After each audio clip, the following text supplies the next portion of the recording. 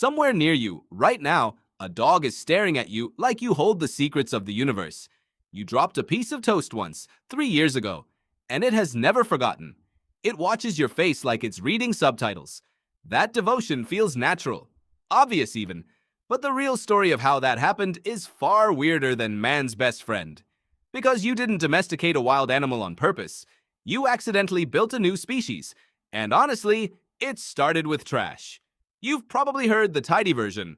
Brave cave person finds wolf pup, raises it by the fire, and generations of careful breeding later, you get a golden retriever. It's a nice story. It also gives ancient humans way more foresight than they deserve. Here's what more likely happened.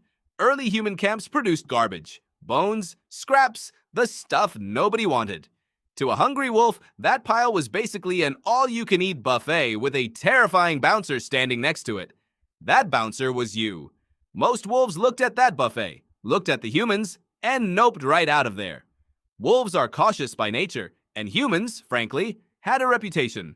Sharp sticks, loud voices, not exactly inviting, but a few wolves were built a little differently.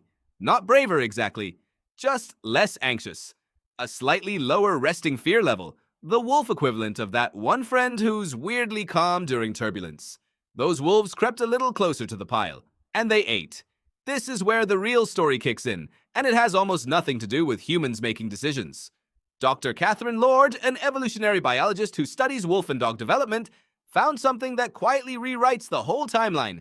Wolf pups have a tiny window, roughly 2 weeks, during which they can bond with humans at all. Miss it, and that wolf grows up permanently unimpressed by you, forever. Dog puppies get a much longer window, weeks longer.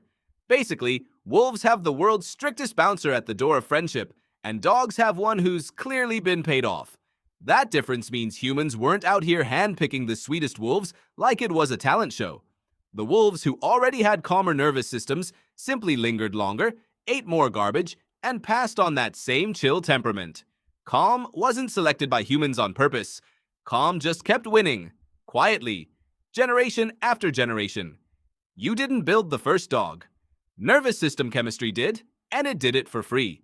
Now for the part of this story that sounds made up but isn't. In the late 1950s, a Soviet geneticist named Dmitry Belyaev started an experiment with silver foxes that ran for decades.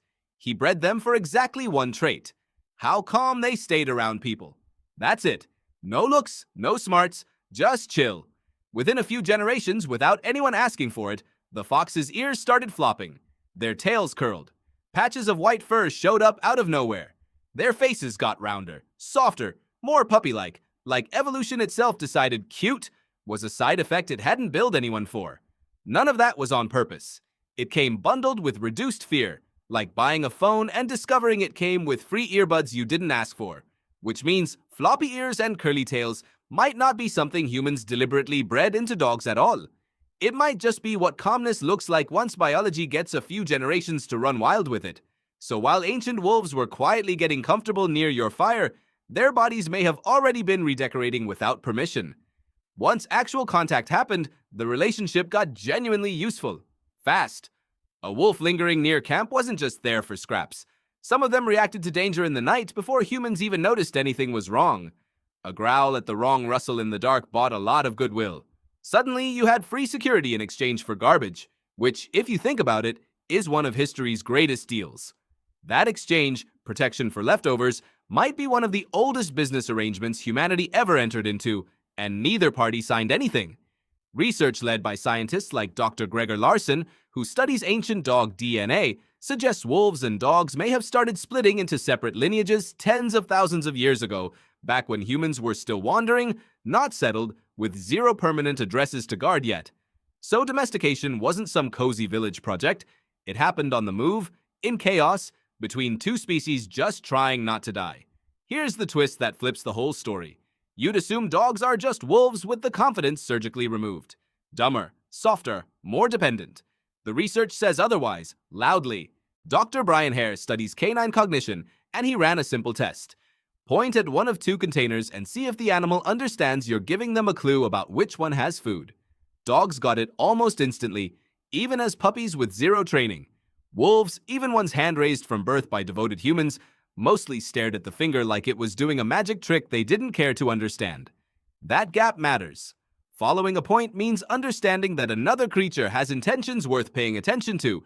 It's a specific kind of social intelligence, and wolves never needed it, because wolves don't need you to survive. Dogs, on the other hand, evolved a brain quietly specialized for one very specific subject: reading you.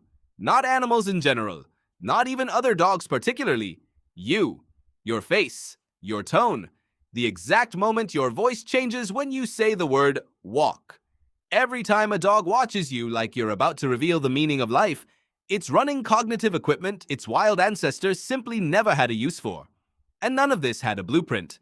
Nobody sat down 10,000 years ago and sketched out Step 1, breed loyalty.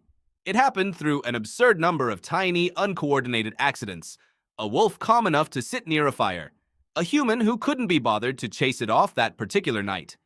A pup born with slightly less anxiety than its siblings for no reason anyone planned. Stack those accidents across tens of thousands of years, and you don't get a trained animal. You get a new species, built almost entirely by repetition, proximity, and a shocking amount of luck. Which brings this back to you, specifically, right now. You already know that look, the one where a dog seems to actually get what you're feeling before you've said a word. That's not your imagination working overtime. That's the accumulated result of thousands of generations selected, without any master plan, for the specific skill of paying close attention to a human face. You didn't just tame something useful. You became the reason an entire species exists whose main talent is understanding you. So next time your dog stares at the door 5 minutes before you even think about leaving, or tilts its head the second your voice shifts, remember what you're actually witnessing. Not a trick, not simple obedience. The long, unplanned result of one nervous wolf deciding the garbage pile near your fire was worth the risk. That dog waiting by the door isn't loyal by accident.